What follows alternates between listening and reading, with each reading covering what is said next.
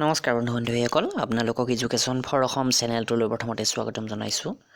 919টা গ্ৰাম ডাক সেৱক অৰ্থাৎ GDS য'ত পোষ্টমাষ্টাৰ সহায়ক পোষ্টমাষ্টাৰ আৰু পিয়নৰ পোষ্ট ওলাইছিলে তাৰে ৰিজাল্ট কেতিয়া দিব বুলি বন্ধু-বান্ধৱীসকলে প্ৰায়ে কমেণ্ট কৰি থাকে তো আপোনালোকক মই আজি এটা অফিচিয়েল আপডেট দিম আৰু লগতে জনাম এই ৰিজাল্টটো কেতিয়াকে দিয়াৰ সম্ভাৱনা আছে লগতে 2020ত যিখন ৰাজ্যৰ Postal Circular result ঘোষণা কৰিছে তাৰে কাট অফ কিমান গৈছে হেয়াও আমি চাম প্ৰথমতে ভিডিওটো লাইক কৰিব আৰু পাৰিলে শেয়াৰ কৰিব আপোনালোকৰ বন্ধু-বান্ধৱীলৈ তো ডেসক্ৰিপচনৰ লিংকৰ পৰা assamjobexam.co.in লৈকে আপোনালোকে যাওক তাতে সকলোবিলাক কুইক লিংক পাব ৰিজাল্ট যেতিয়া দিব লগে লগে সেই লিংকৰ পৰা আপোনালোকে ডাইৰেক্টলি ৰিজাল্ট সেটবিলাক চাব পাৰিব তো আহক আমাৰ ভিডিওটো আৰম্ভ কৰোঁ তো কিছুদিন আগতে পাঞ্জাব সাৰ্কুলৰ ৰিজাল্ট বিলাক ডিক্লেয়াৰ কৰিছিল আপোনালোকে গম পাইছে আৰু ওয়েষ্ট বেংগলৰ ডিক্লেয়াৰ কৰা নাছিল আৰু আজি ওয়েষ্ট বেংগলৰ ডিক্লেয়াৰ কৰিছে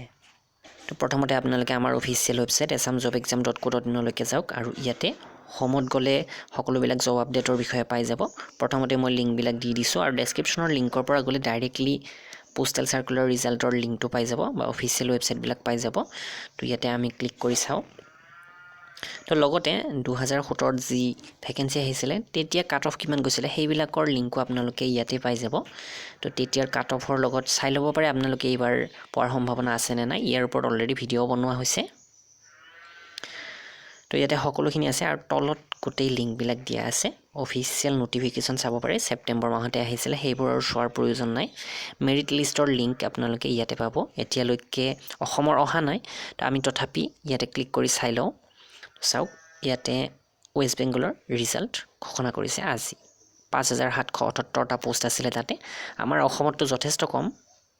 আৰু এইখন হৈছে ৰিজাল্ট সেট আৰু ইয়াতে আটাইতকৈ কম পাৰ্সেন্ট বুলি ক'বলৈ গলে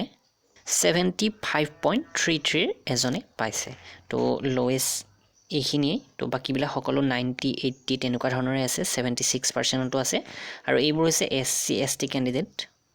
জানুৱাৰী মাহৰ ভিতৰতে আমাৰ অসমৰ ৰিজাল্ট ঘোষণা কৰাৰ আশা আছে আৰু কিবা কাৰণত যদি জানুৱাৰীত নকৰে ফেব্ৰুৱাৰী মাহত কৰিব কিন্তু যথেষ্টখিনি সম্ভাৱনা জানুৱাৰী মাহতে এই ৰিজাল্টটো ঘোষণা কৰিব তা আপোনালোকে appost.in/gds online নট গৈও চাব পাৰে আৰু আমাৰ অফিচিয়েল ওয়েবসাইটৰ লিংকৰ পৰা সকলোবিলাক লিংকলৈকে গৈ এছাম পোষ্টৰ আমাৰ এই পোষ্টৰ ৰিজাল্ট বিলাক চাব পাৰিব ভিডিওটো লাইক শেয়াৰ নিশ্চয় কৰিব ধন্যবাদ